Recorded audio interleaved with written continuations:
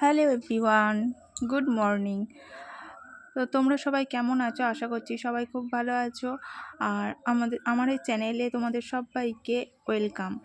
তো দেখো আজকে তোমাদের জন্য নিয়ে এসেছি মাশরুম তরকারি। তো মাশরুমটাকে প্রথমে আমি কেটে নিয়েছি, কেটে নিয়ে পরিষ্কার করে ধুয়ে নিয়েছি। পরিষ্কার করে ধুয়ে নিয়ে তারপরে দেখো আমি বাটিতে আলু দিয়েছি, ছোট ছোট করেই দিয়েছি। তো সেটাকে সেদ্ধ করে নিলাম, নিয়ে আবার মাশরুমটাকেও আমি হালকা সেদ্ধ করে নেব। তো মাশরুম বেশি সেদ্ধ করার দরকার নেই, হালকা একটু জলটা উষ্ণ উষ্ণ গরম হলেই হবে। তো তারপরে নামিয়ে দিয়েছি, দিয়ে দেখো আমি কড়াই বসিয়ে দিয়েছি ওভেনে, দিয়ে তার মধ্যে আমি দিয়ে দিলাম সর্ষের তেল। তো সর্ষের তেলটা ভালো করে গরম হলে তার মধ্যে দিয়ে দেবো হালকা সিদ্ধ করে রাখা, এগুলো কিন্তু ভালো বেশি করে সেদ্ধ করতে হবে এরকম কোনো ব্যাপার না, হালকা একটু সেদ্ধ করে রেখেছিলাম। তো সেটাকে এবার আলুটাকে ভেজে নেব।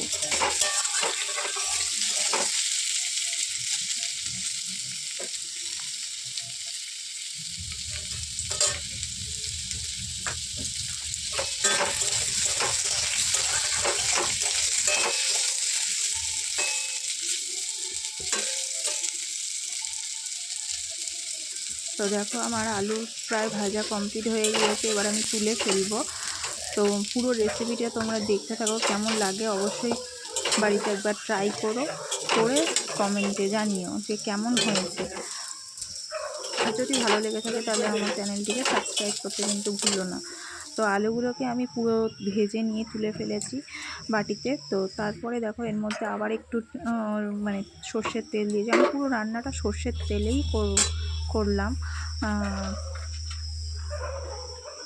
তো দেখো এবারে সর্ষের তেলটা আর একটু গরম হয়ে, যেহেতু গরম করা, তো একটু গরম হয়ে গেলেই ওর মধ্যে দিয়ে দিলাম একটু সামান্য পরিমাণে পাঁচফোড়ন। তো পাঁচফোড়নের পরে দেখো আমি কেটে রেখেছি এখানে পেঁয়াজ, টমেটো, ধনেপাতা, কাঁচা লঙ্কা আর আদা রসুনটা পেস্ট করে রেখেছি।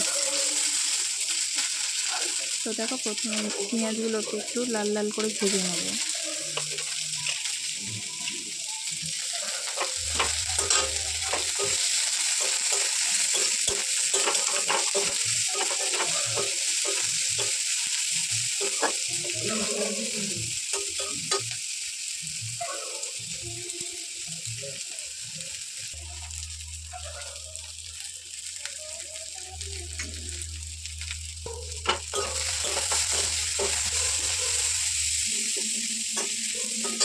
তো দেখো পেঁয়াজ ভালো করে ভাজা হয়ে গিয়েছে, এবার এর মধ্যে দিয়ে দিলাম দুটো কাঁচা লঙ্কা।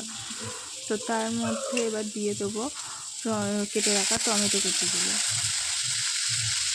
দিয়ে ভালো করে এটাকে আমি কষাতে থাকবো।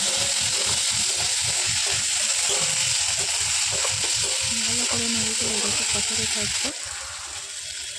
তো দেখো হালকা একটু তেল ছেড়ে দিয়েছি, এর মধ্যে আমি এবারে দিয়ে দেবো আদা আর রসুন একসাথে আমি পেস্ট করে রেখেছি, তো সেটাকেই দিয়ে দেবো। তো দেখো আদা রসুনের পেস্টটা দিয়ে দিলাম।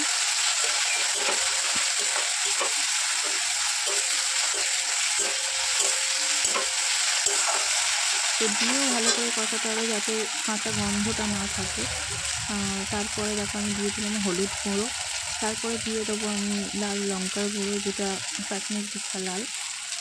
তারপরে দেবো জিরে, ধনে, মরি একসাথে আমি গুঁড়ো করে রেখেছিলাম, তো সেটাই দিয়ে দিলাম, দিয়ে ভালো করে আমি কষাতে থাকবো।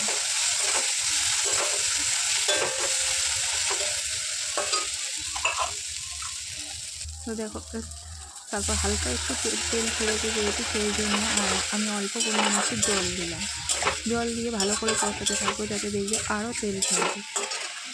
তো দেখো হালকা একটু তেল ছাড়বে, তার মধ্যে দিয়ে দিলাম ভেজে রাখা আলুগুলো। ভালো করে আলুগুলোকে কষাতে হবে। এবার দেখো ভালো করে আলুটাকে কষাতে থাকবো। তারপরে দেখো এর মধ্যে দিয়ে দেবো আমি মাশরুমগুলোকে ভাজার কোনো দরকার নেই, এগুলোকে হালকা জলে ভাপানো ছিল, তো সেটাই আমি দিয়ে দিলাম, দিয়ে এবার ভালো করে আমি কষাতে থাকবো। তো একবার এইভাবে বাড়িতে ট্রাই করে দেখে দারুণ লাগবে, মুখে লেগে থাকার মতো হয়ে যায়। তো রেসিপিটা কেমন লাগছে অবশ্যই কিন্তু কমেন্টে জানাতে ভুলবে না, আর আমার চ্যানেলটিকে সাবস্ক্রাইব করতেও কিন্তু ভুলে যেও না। সেটাকে ভালো করে কষাতে থাকলাম। তারপরে আমি এর মধ্যে দিয়ে দেবো পরিমাণ মতো জল। আমি যেহেতু আলু সিদ্ধ করা আছে, এটাও সিদ্ধ করা আছে, হালকা অল্প একটু জল দিলেই হবে। এগুলো তো বেশি ঝোল খায় না, এগুলোকে হালকা মাখা মাখা তরকারি খায়, তো সেই জন্য অল্প পরিমাণে আমি জল দিলাম। তো এবার আমি ওয়েট করতে থাকবো।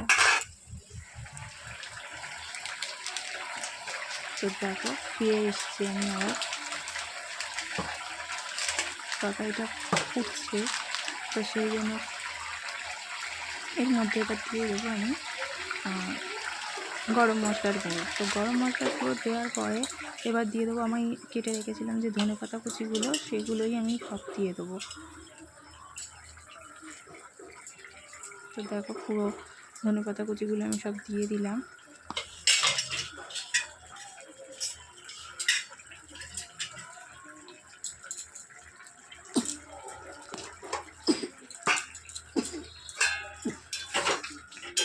দেখো পুরো বেশি মাখা মাখাও করিনি, বেশি ঝোল ঝোলও রাখিনি আমি। তো এইভাবেই বাড়িতে একবার ট্রাই করে দেখো, খুব দারুণ লাগবে খেতে। তো এবার দেখো গ্যাসটাকে অফ করে দিয়েছি, দিয়ে আমি ওর মধ্যে দিয়ে দিলাম একটু সামান্য পরিমাণে ঘি।